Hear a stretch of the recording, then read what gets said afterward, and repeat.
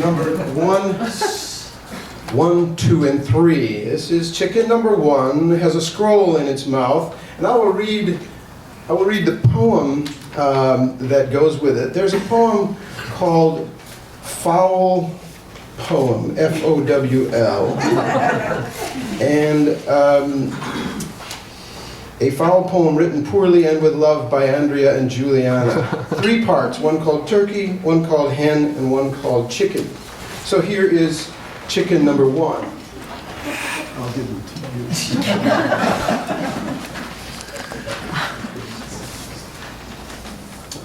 Turkey.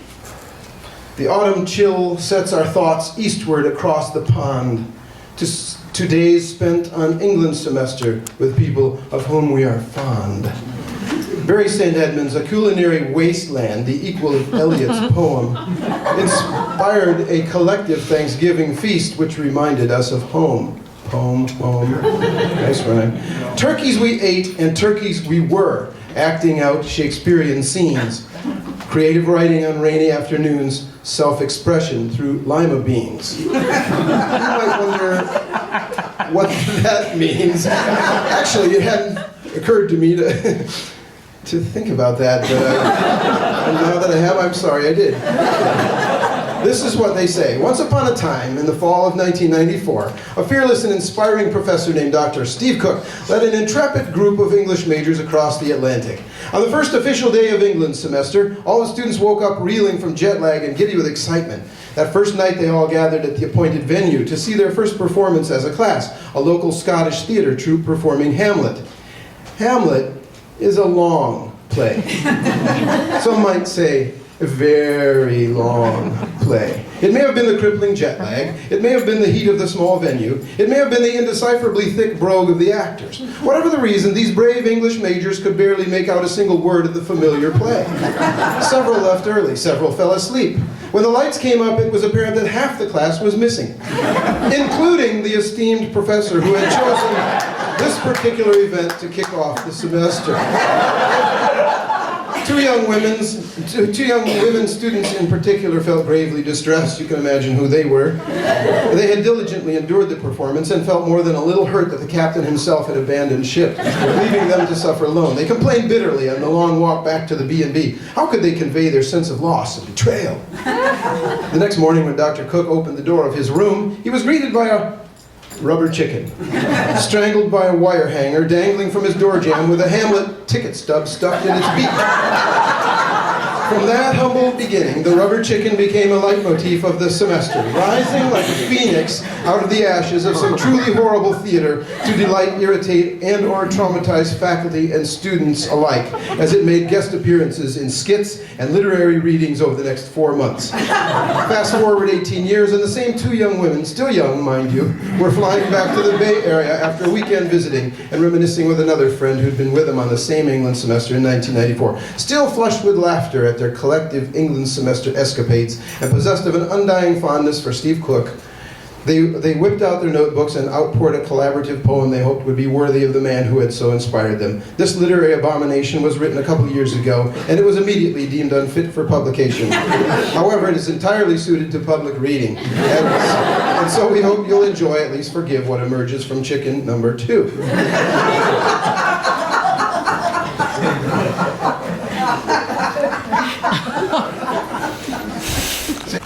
And I think probably there's a reference to hen grave in here.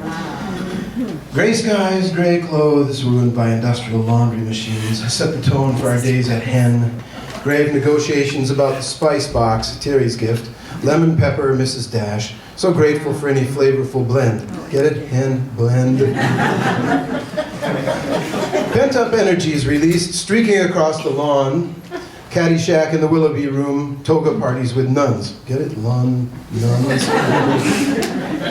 The sanctity of the tea time hour restored our spirit and spine, but even more relaxed were we the day Sister Angelus snuck us rose wine. And that would have meant more then than it did today. Here's a note of gratitude from Andrea.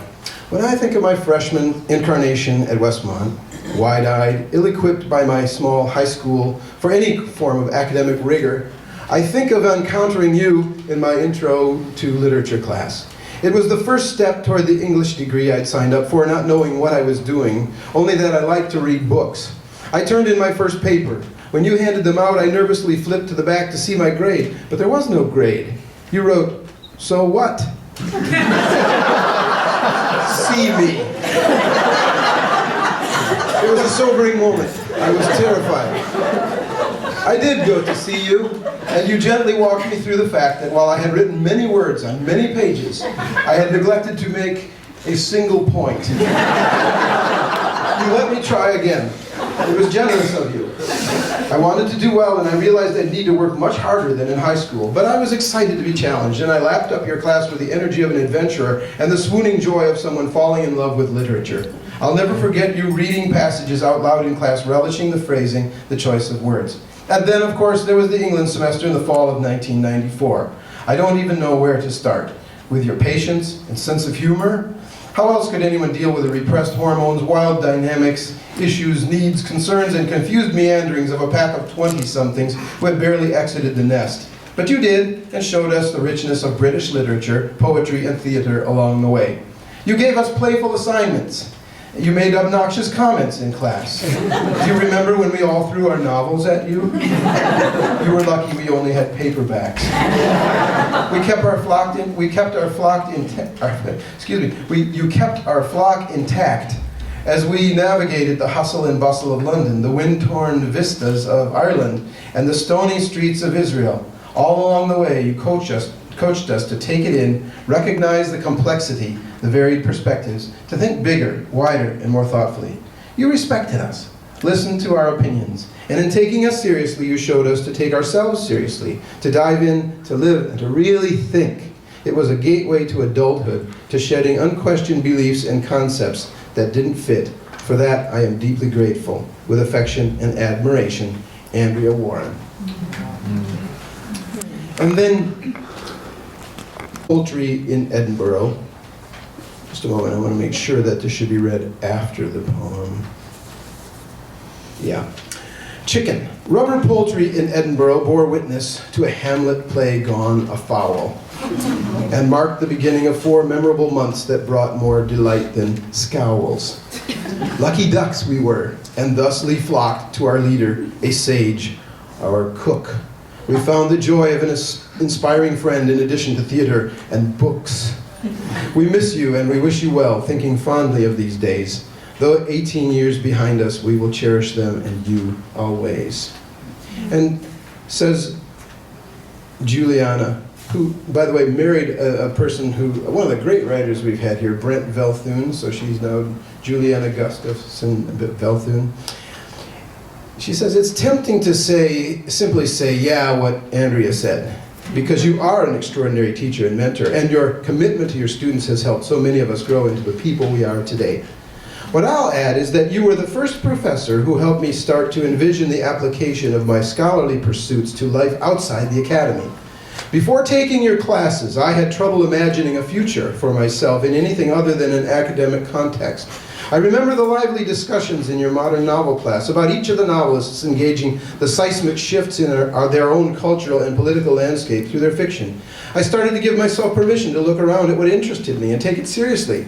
For me as a 20-year-old, that happened to be gender as performance, exemplified in drag queens and kings. There's that drag theme again.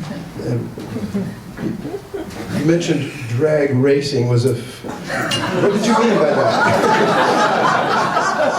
A great love of yours. Well, anyway, we'll move on. I loved drag culture, and I still do.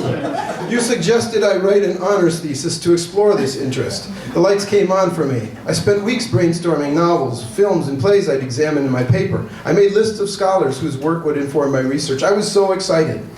I ended up graduating early and never had a chance to tackle that thesis. But I did come out of Westmont with a strong value for curiosity and the belief that anything I was interested in was worthy of my critical attention, even if it seemed frivolous on the surface. I think that's what paved the way for me to do some of my best work as a book editor, making bold choices in acquiring, developing, and defending books that shone a light on the intersection of religion with popular culture and politics, for example. I look back and realize that as much as my curiosity was nurtured by all of my professors in the English department, that seed of self-confidence in my own judgment was planted by you. Seriousness needn't and shouldn't be divorced from frivolity. And I can't end without acknowledging your generous sense of humor that so enriched our England semester experience. For every rubber chicken joke or creative lament about the living conditions at Hengrave, you would gladly retaliate in kind. After a particularly unpalatable dinner in the Hengrave dining room, Andrea and I broke into your room with pockets full of lima beans and spelled out a protest note on your floor. We woke up the next morning to find lima beans in the hallway in front of our room, spelling out an equally menacing message. I treasure every one of those memories and am grateful your quirky sense of humor was broad enough to accommodate me. You're moving slow, but geez, man, it's 4 years to get across the stage. That's pretty bad. But I really don't have much to say that hasn't been said, other than I think I speak for everybody, and it's not too often that a son gets to say this, but I'm proud of you. So I think I said, everybody.